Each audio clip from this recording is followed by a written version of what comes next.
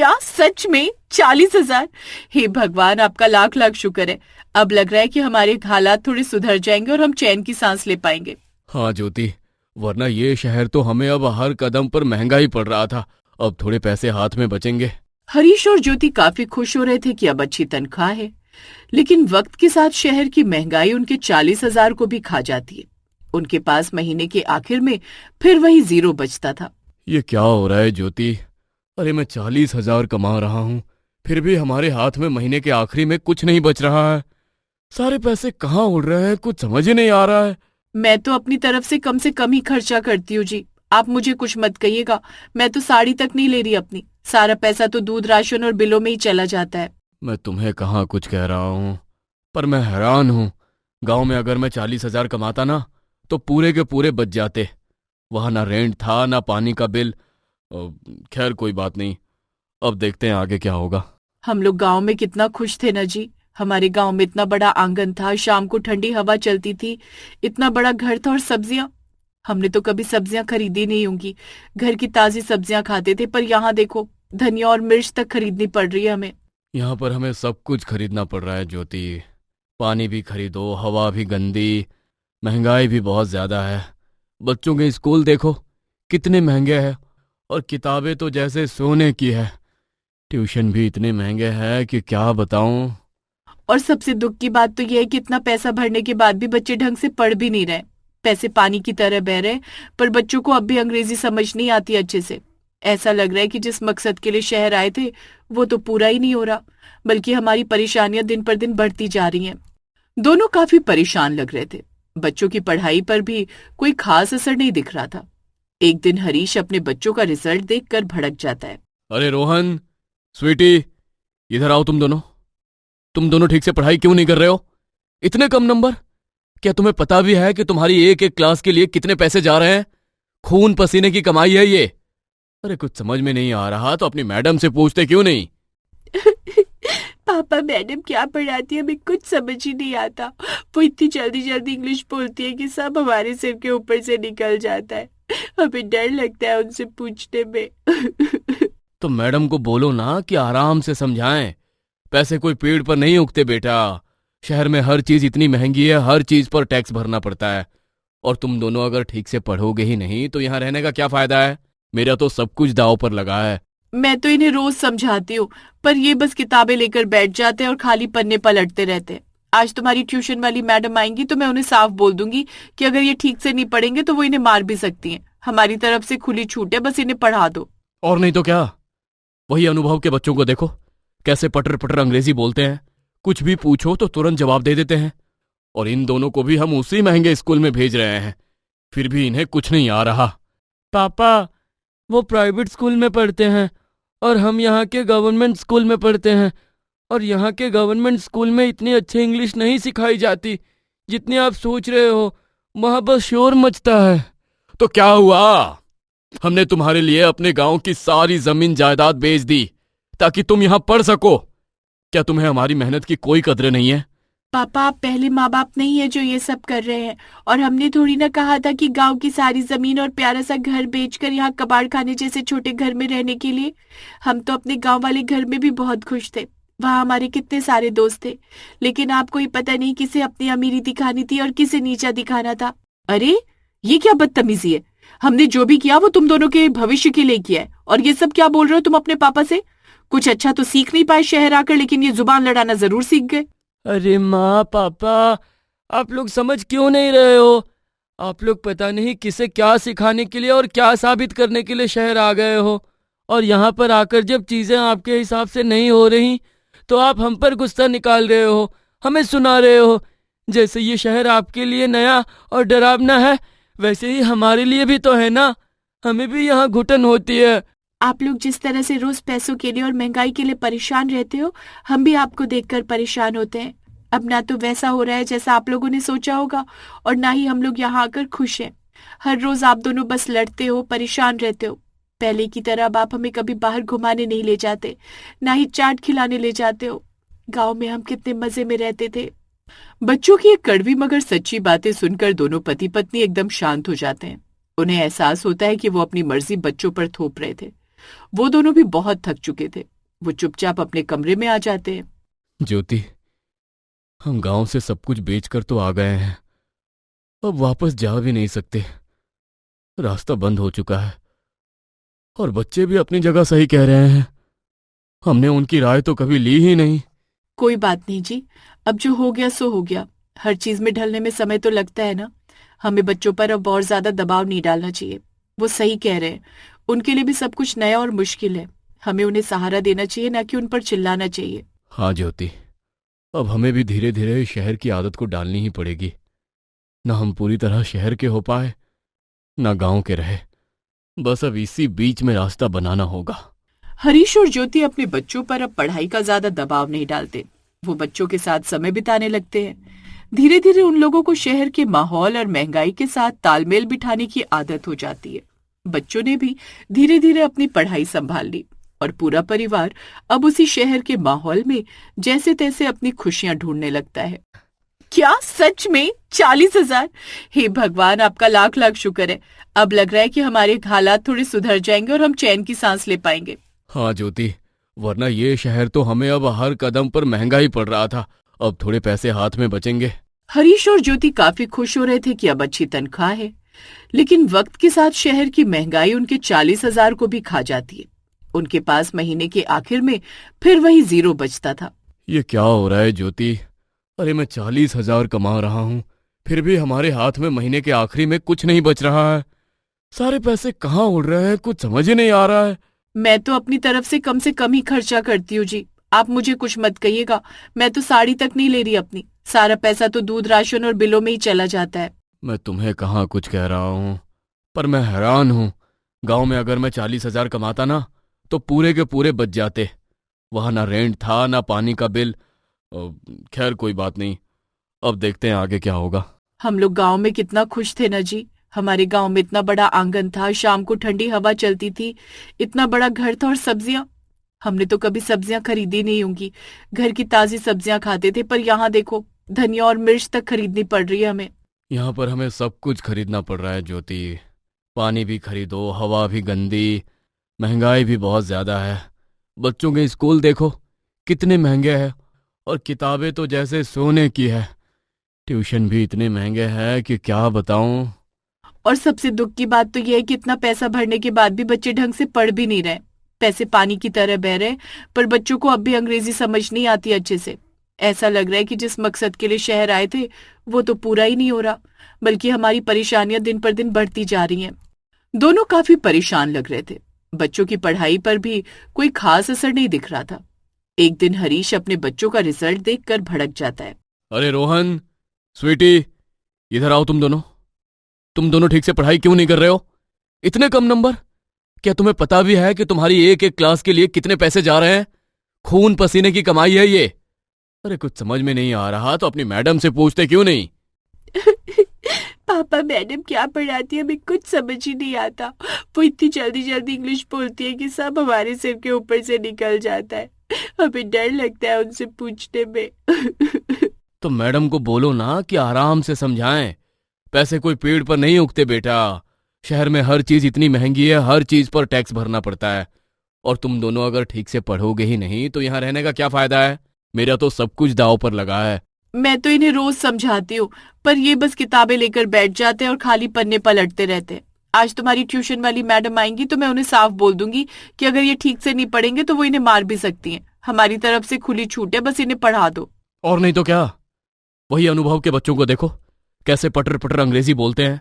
कुछ भी पूछो तो तुरंत जवाब दे देते हैं।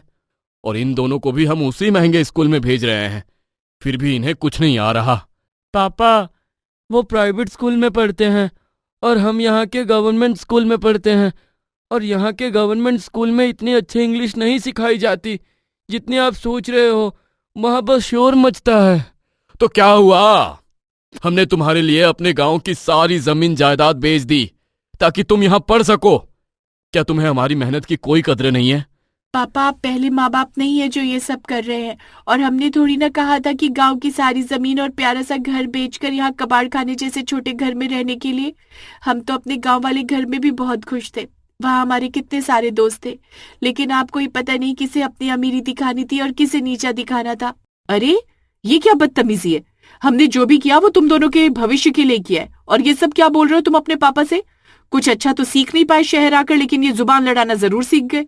अरे माँ पापा, आप लोग समझ क्यों नहीं रहे हो? आप लोग पता नहीं किसे क्या सिखाने के लिए और क्या साबित करने के लिए शहर आ गए हो, और यहाँ पर आकर जब चीजें आपके हिसाब से नहीं हो रही तो आप हम पर गुस्सा निकाल रहे हो, हमें सुना रहे हो। जैसे ये शहर आपके लिए नया और डरावना है, वैसे ही हमारे लिए भी तो है ना। हमें भी यहाँ घुटन होती है। आप लोग जिस तरह से रोज पैसों के लिए और महंगाई के लिए परेशान रहते हो, हम भी आपको देखकर परेशान होते हैं। अब ना तो वैसा हो रहा है जैसा आप लोगों ने सोचा होगा, और ना ही हम लोग यहाँ आकर खुश हैं। हर रोज आप दोनों बस लड़ते हो, परेशान रहते हो। पहले की तरह अब आप हमें कभी बाहर घुमाने नहीं ले जाते, ना ही चाट खिलाने ले जाते हो। गांव में हम कितने मजे में रहते थे। बच्चों की ये कड़वी मगर सच्ची बातें सुनकर दोनों पति पत्नी एकदम शांत हो जाते हैं। उन्हें एहसास होता है कि वो अपनी मर्जी बच्चों पर थोप रहे थे। वो दोनों भी बहुत थक चुके थे। वो चुपचाप अपने कमरे में आ जाते हैं। ज्योति, हम गांव से सब कुछ बेचकर तो आ गए हैं, अब वापस जा भी नहीं सकते। रास्ता बंद हो चुका है, और बच्चे भी अपनी जगह सही कह रहे हैं। हमने उनकी राय तो कभी ली ही नहीं। कोई बात नहीं जी, अब जो हो गया सो हो गया। हर चीज में ढलने में समय तो लगता है ना। हमें बच्चों पर अब और ज्यादा दबाव नहीं डालना चाहिए। वो सही कह रहे हैं, उनके लिए भी सब कुछ नया और मुश्किल है। हमें उन्हें सहारा देना चाहिए, ना कि उन पर चिल्लाना चाहिए। हाँ ज्योति, अब हमें भी धीरे धीरे शहर की आदत को डालनी ही पड़ेगी। ना हम पूरी तरह शहर के हो पाए, ना गांव के रहे। बस अब इसी बीच में रास्ता बनाना होगा। हरीश और ज्योति अपने बच्चों पर अब पढ़ाई का ज्यादा दबाव नहीं डालते। वो बच्चों के साथ समय बिताने लगते हैं। धीरे धीरे उन लोगों को शहर के माहौल और महंगाई के साथ तालमेल बिठाने की आदत हो जाती है। बच्चों ने भी धीरे धीरे अपनी पढ़ाई संभाल ली, और पूरा परिवार अब उसी शहर के माहौल में जैसे तैसे अपनी खुशियां ढूंढने लगता है। हे भगवान, 5 बज गए।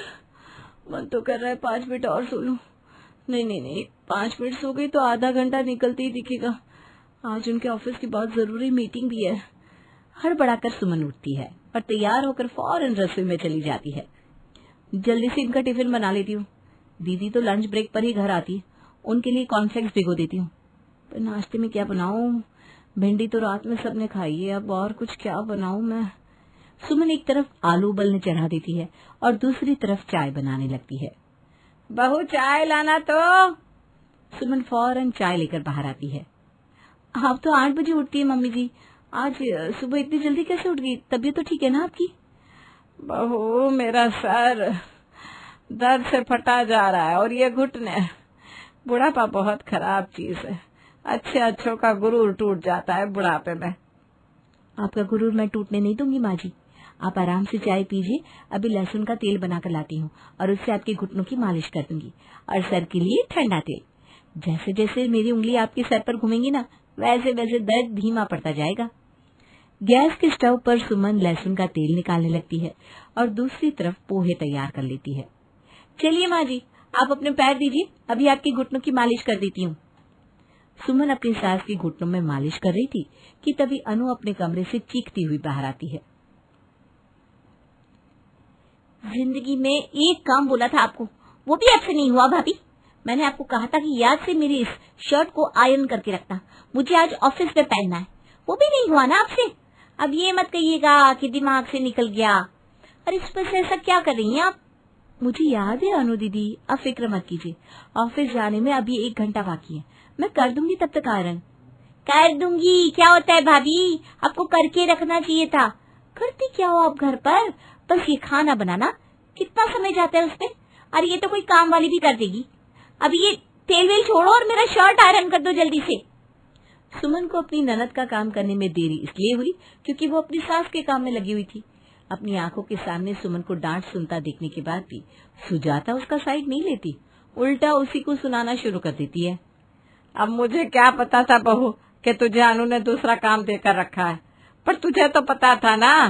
मैं कहाँ जा रही थी, मैं तो घर पर ही थी। पहले शर्ट प्रेस करना चाहिए था ना।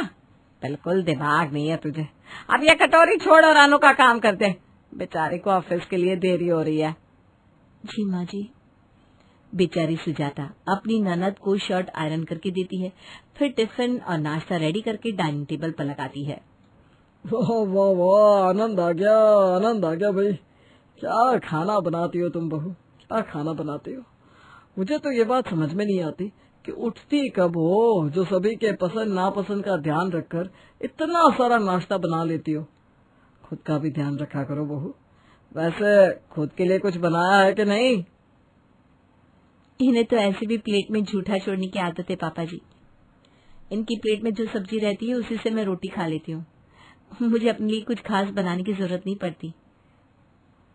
आपसे यही एक्सपेक्टेड था भाभी। Come out of the shell भाभी, do something for yourself. Anyways, मैं नहीं कर रही हूँ मम्मी। यहाँ भाभी की तरह मैं आराम से खाना बनाकर रेस्ट तो नहीं कर सकती। ऑफिस है भाई, 2 मिनट कमर भी सीधी करना अलाउड नहीं है। कहकर अनु सुमित के साथ घर से निकल जाती है। पशुपति की दुकान चला जाता है। सुमन पूरे घर में सभी का ख्याल रखती थी, सबकी छोटी बड़ी जरूरत को ध्यान में रखती थी, पर फिर भी उसके ससुराल में उसकी रत्ती भर भी कदर नहीं थी। बहू, आज रात को अच्छा सा खाना बनाना। सुमित की बुआ जी आ रही हैं, जीभ में बहुत स्वाद है उनके। जरा भी टेस्ट 19-20 हुआ ना तो भरी थाली छोड़ देती है। आप फिक्र मत कीजिए मम्मी जी, मैं अच्छे से खाना बनाऊंगी। क्या क्या बनाना है बस ये बता दीजिए। तुम ना पुलाव दम आलू, जरा सा राजमा बूंदी रायता, एक मिक्स वेजिटेबल की सब्जी, इतना बना देना। फुलके तो तू बनाएगी, इतना कर ले। बाकी अनु और सुमित से पूछ लेना कि वो दोनों क्या खाएंगे, और हमारी फिक्र मत करना, मैं और तेरे पापा जी तो इसे खाने में खा लेंगे। और हाँ, क्वांटिटी अच्छी खासी बनाना, 5 लोग आ रहे हैं। जी मम्मी जी।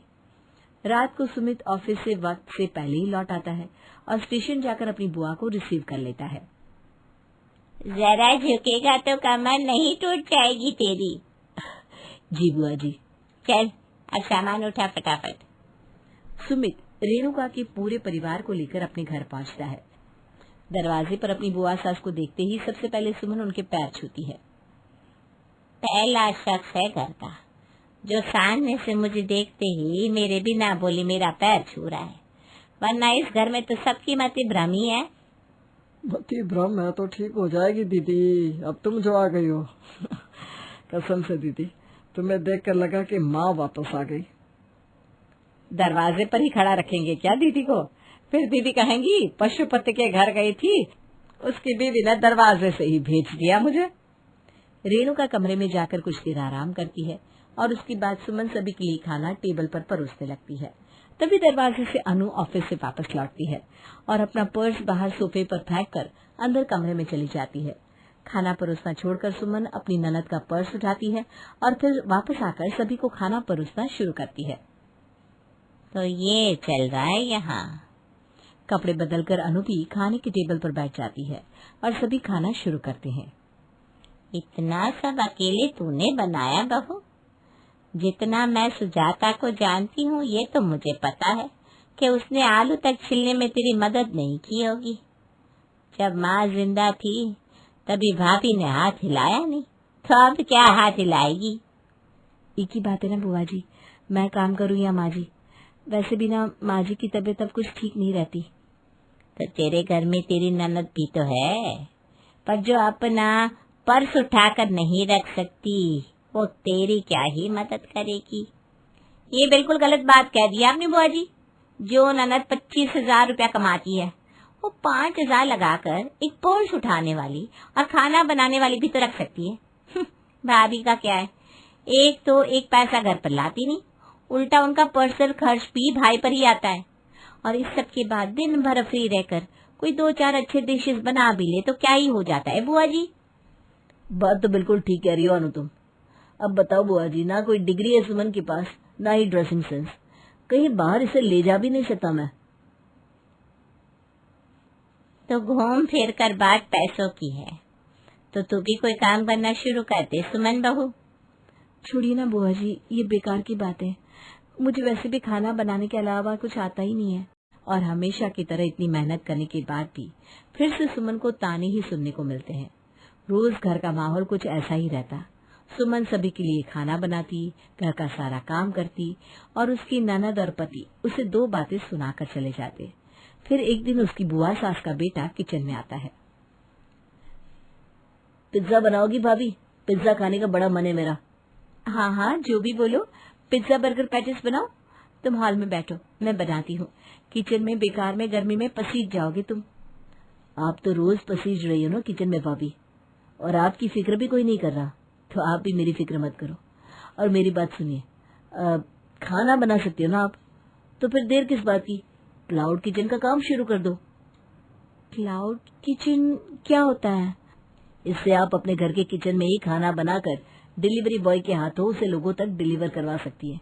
इसके लिए आपको पैसे लगाकर रेस्टोरेंट खोलने की भी जरूरत नहीं है। और अब आपको लग रहा होगा कि मैं कहाँ, मैं तो घर से बाहर निकलती भी नहीं हूँ, तो कस्टमर कैसे बनाऊंगी। तो उस प्रॉब्लम का सोल्यूशन है ऑनलाइन प्लेटफॉर्म। अरे बहुत सारे ऐसे प्लेटफॉर्म है जो डिलीवरी का काम करते हैं। मैं उस पर आपको रजिस्टर कर दूंगा। फिर जब लोग अलग अलग फूडिंग काउंटर्स का नाम सर्च करेंगे तो उसमें आपका भी नाम आएगा। तो डिलीवरी बहू कैसा रहेगा? क्या तो नहीं सकता भाभी, पर आजकल ऑनलाइन दुनिया का जमाना है, कब क्या वायरल हो जाए पता नहीं। हो सकता है ये रैंडम नाम चल जाए। अपनी आंखों के सामने आशा की ये उम्मीद देखकर सुमन बहुत खुश थी। वो रात को सभी को इस बारे में बताने की सोचती है, पर रात को तो कुछ और ही हो जाता है। कल मेरे ऑफिस में पार्टी है, सब अपने अपने पार्टनर के साथ आएंगे, पर मैं इस गवार को कहीं ले जा भी नहीं सकता। ऑब्वियसली भाभी को लेकर जाओगे तो तुम्हारी जो ऑफिस में बची कुछ इज्जत है ना, वो भी चली जाएगी। इसीलिए मैंने कहा था भैया आप पढ़ी लिखी लड़की लाना। काश भाभी पढ़ी लिखी होती तो ये जो काम करती है ना घर में, उस काम के लिए हम एक नौकरानी रख लेते और भाभी के पैसे बच जाते तो तुम्हारी भी तो हेल्प हो जाती। आज पहली बार ये बात सुनते ही सुमन गुस्से में कहती है, मेरी ग्रेजुएशन की डिग्री पूरी नहीं हुई तो मैं अनपढ़ गंवार हो गई। बड़ी डिग्री होने से ही कोई होशियार होता है क्या? और चलो मैं हूँ अनपढ़ गंवार मान लिया, पर कौन था वो जिसने मेरी डिग्री पूरी नहीं होने दी? तुम ही थे ना सुमित? तुम पर ही भूत सवार था ना मेरी पढ़ाई छुड़वाने का। झूठ कह रही हो तो कह दीजिए। माँ जी क्या आपने नहीं कहा था सुमित तेरे गर्लफ्रेंड के लक्षण मुझे ठीक नहीं लग रहे, ज्यादा पढ़ लिख गई, तुझसे आगे बढ़ गई तो एक दिन तुझे छोड़कर चली जाएगी। मेरे प्यार का प्रमाण मांगकर तुमने मेरी डिग्री पूरी नहीं होने दी और मुझे रसोई का काम सीखने को कहा।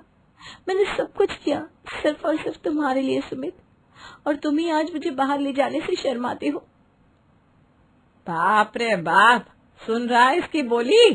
और कर लव मैरिज।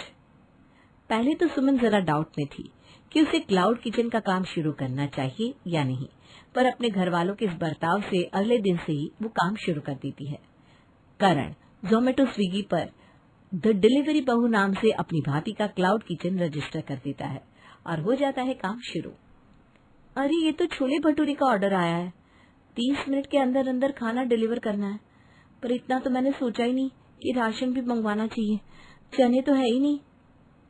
आपने नहीं सोचा था, पर ये आपके प्यारे देवर ने सोच लिया था भाभी। डोंट वरी, मैंने सारा राशन लाकर पहले ही रख दिया है। अब जल्दी से खाना बनाओ, डिलीवरी बॉय खाना रिसीव करने आता ही होगा। करण भी सुमन के साथ छोले भटूरे बनाने में लग जाता है और दोनों मिलकर फटाफट खाना तैयार कर लेते हैं और सुमन अपना पहला ऑर्डर डिलीवर कर देती है, जो बिल्कुल सही समय पर पहुंच जाता है और उस पर क्लाइंट की 5 स्टार रेटिंग भी आती है। भाभी आपके खाने पर तो 5 स्टार रेटिंग मिली है, और देखिए एक और ऑर्डर आया है। इसी तरह काम चल गया ना भाभी, तो आपको फेमस होते देर नहीं लगेगी।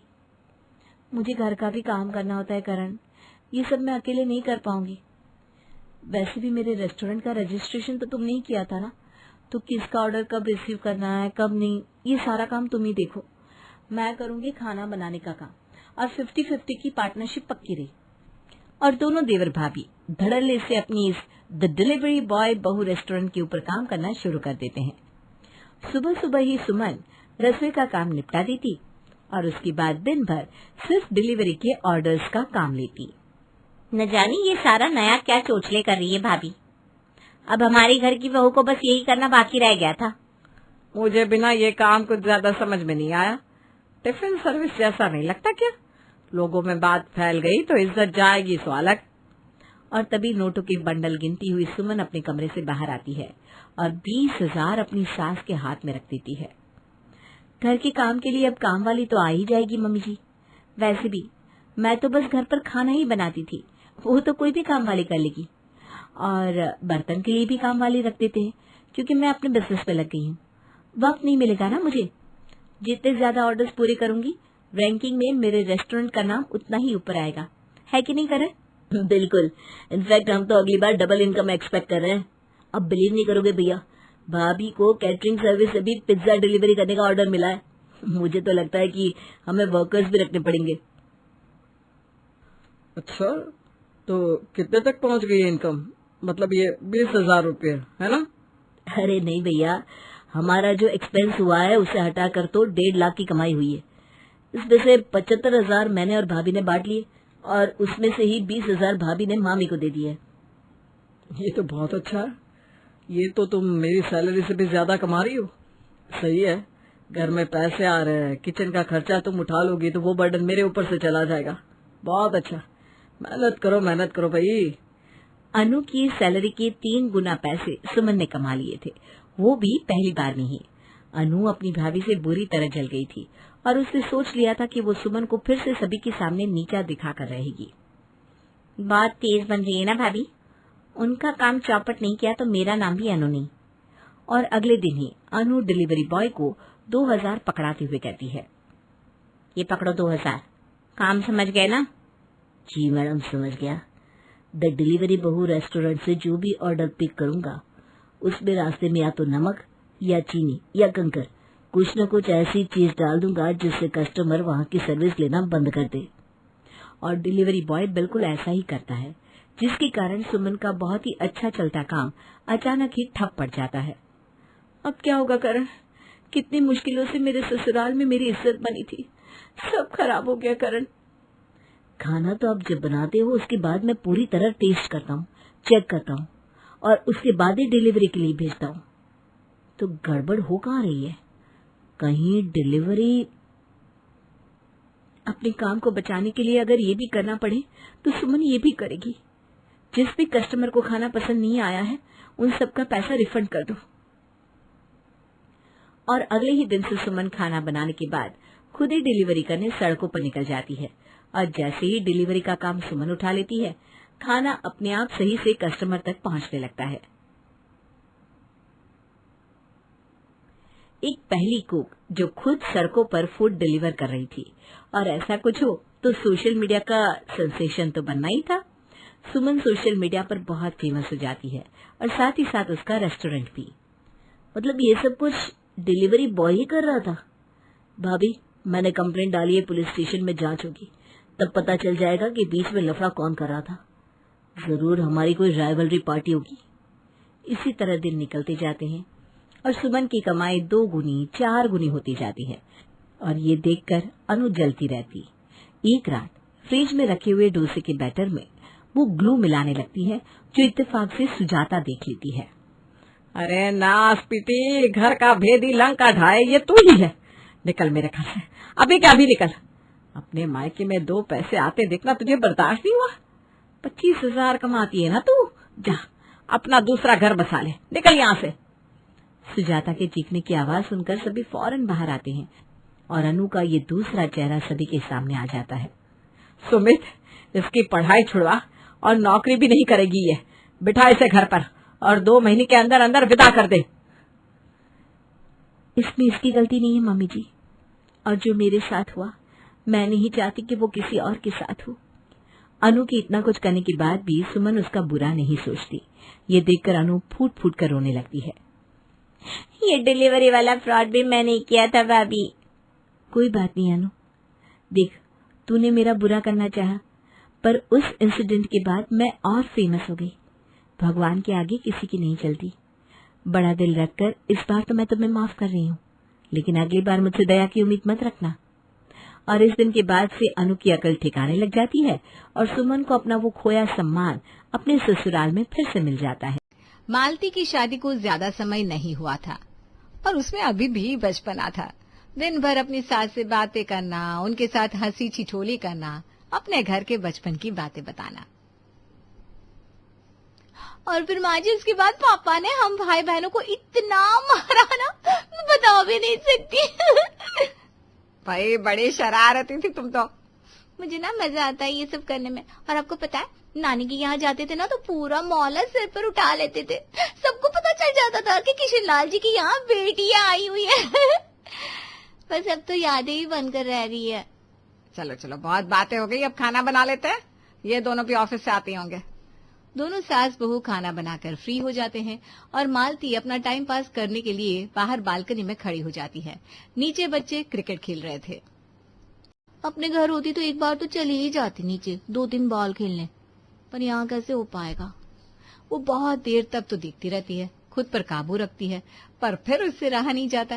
वो दाएं बाएं देखती है और जब उसे कोई नहीं दिखता तो वो भाग कर नीचे पहुंच जाती है। अरे मिंटू, जरा बैट देना, मुझे भी खेलना है, बस 1-2 बॉल। अरे दीदी मैच खराब मत करो, मेरी बैटिंग अभी। अरे देख ना, बस 1-2 बॉल खेलने देना। अच्छा ये लो। मालती 1-2 बॉल पर रुकती नहीं है, साड़ी कमर में दबाकर वो 4-5 बॉल खेल चुकी होती है और उसका जाने का कोई इरादा नहीं होता। पर अचानक से उसे मोड़ से आती हुई अपने ससुर और पति की कार दिखती है और वो भाग कर ऊपर चली आती है। अरे कहाँ से भागी दौड़ी आ रही है? इनका फोन आया था, बस घर आने ही वाले हैं। चलो खाना लगा देते हैं। मालती अपना हुलिया ठीक करके रसोई में लग जाती है। शाम को उसकी ननद का फोन आता है। सुनीता रूही से वही रोज की यहाँ वहां की बातें करने लगती है। अरे मम्मी जी आप इधर लाइए फोन, मुझे बातें करनी है। हेलो दीदी, आप आ जाओ ना थोड़े दिन के लिए। हाँ बिल्कुल आएंगे, गर्मियों की छुट्टियां तो लगने दो, आते हैं फिर। अरे उसमें तो अभी हफ्ता 10 दिन है, आप ऐसे ही आ जाओ, वीकेंड पर मिल ले। पिछली बार की तरह बच्चों को मत छोड़ कर आना। मैं अब भी सोनम दीदी को भी फोन कर देती हूँ। वो दूसरी ननद सोनम को भी वीकेंड पर बुला लेती है। मैं थोड़ी तैयारी कर लेती हूँ, जैसे चटनी वगैरह बनाकर रख लेती हूँ। दीदियाँ बच्चे आएंगे तो फिर उनके साथ आराम से बैठकर बातें करेंगे। ठीक है भाई, तुम जानो और तुम्हारे भांजे भांजी। मैं चली अपना भजन कीर्तन सुनने। बस आज रात तक की बात है, कल सुबह तो वो आ ही जाएंगे सब। मालती बड़ी बेसब्री से अपनी ननदों का इंतजार करने लगती है। घंटी बजती ही वो भाग कर जाती है। सबसे पहले बच्चों को अंदर लेकर आती है। आ गए तुम लोग? मैं कब से इंतजार कर रही थी। तुम लोगों की गर्मियों की छुट्टियां कब से लग रही है? कब आ रहे हो नानी के घर रहने? जल्दी आ जाओ, फिर मस्ती करेंगे। हाँ मम्मी, बस गर्मियों की छुट्टियां होने ही वाली है। हमें भी यहाँ नाना के घर बहुत मजा आता है। हाँ मामी, आपके साथ बहुत मजा आता है हमें। जल्द ही गर्मियों की छुट्टियां लग जाती है और सब लोग सुनीता मतलब नानी के घर रहने आ जाते हैं। हाँ तो बच्चा पार्टी, अब जल्दी जल्दी करके एक एक ये बताओ कि क्या क्या बनाऊं तुम्हारे लिए और कहाँ कहाँ घूमने चलना है। मम्मी कुछ भी मीठा बना लो, अभी तो कहीं घूमने नहीं जाना, अपन तो मस्ती करेंगे। सबको सोने दो मामी, फिर हम सब आपके कमरे में चलेंगे। सबके सोने के बाद मालती बच्चों को इकट्ठा करके कमरे में चली जाती है और अंधेरा करके कहानियां सुनाने लगती है। बस वो सब ऐसे ही बैठे थे, तभी एकदम से भूत का हाथ आता है और उसकी गर्दन पकड़ लेता है। ये कहते ही मालती किट्टू की गर्दन पकड़ लेती है। वो जोर से चिल्लाता है और सब तेज तेज हंसने लगते हैं। आवाज सुनकर रूही आती है। क्या हुआ? अरे मौसी, मम्मी भी ना इतनी मस्ती करती है, अभी किट्टू को कैसे डरा दिया, इतना मजा आया। तुम भी ना मालती बच्चों के साथ बच्ची बन जाती हो। दीदी मुझे ना अपना ननिहाल याद आ जाता है। हम सब भी ना ऐसे ही इकट्ठा होकर मस्ती करते थे, कितना मजा आता था। मुझे आज तक सब कुछ याद है। वो अपने पास्ट में चली जाती है जहाँ वो खुद अपनी नानी के घर होती है। मामा मुझे पेड़ पर चढ़ाओ ना, मुझे आम तोड़ना है। नहीं मालती, गिर जाओगी, तेरी मम्मी मेरी कुटाई कर देगी। कुछ नहीं होगा, आप हेल्प तो करो मेरी। मालती अपने मामा की बिल्कुल नहीं सुनती और पेड़ पर चढ़ ही जाती है और वहां से केरियां तोड़ तोड़ कर नीचे फेंकने लगती है और फिर सीधे नीचे कूद जाती है। हे भगवान, मालती तो किसी दिन पिटवाएगी अपनी बहन से मुझे। अरे मामा नानी के घर आए हूँ, यहाँ तो कोई मुझे कुछ कह ही नहीं सकता। अपनी नानी के घर की बातें करते करते वो थोड़ा इमोशनल सी हो जाती है। तभी मिंटी उसको झकझोरता है। अरे मामी कहाँ खो गए? अच्छा सुनो ना, सब सो गए, कुछ और करे? हाँ मामी, चलो ना बाहर चले कहीं। अरे नहीं, बाहर नहीं, रुको अभी। तुम्हें पता नहीं है तुम्हारी मम्मी बचपन में कितनी शरारती थी। यहाँ रहोगे तो सब सिखाकर भेजूंगी, आओ मेरे साथ।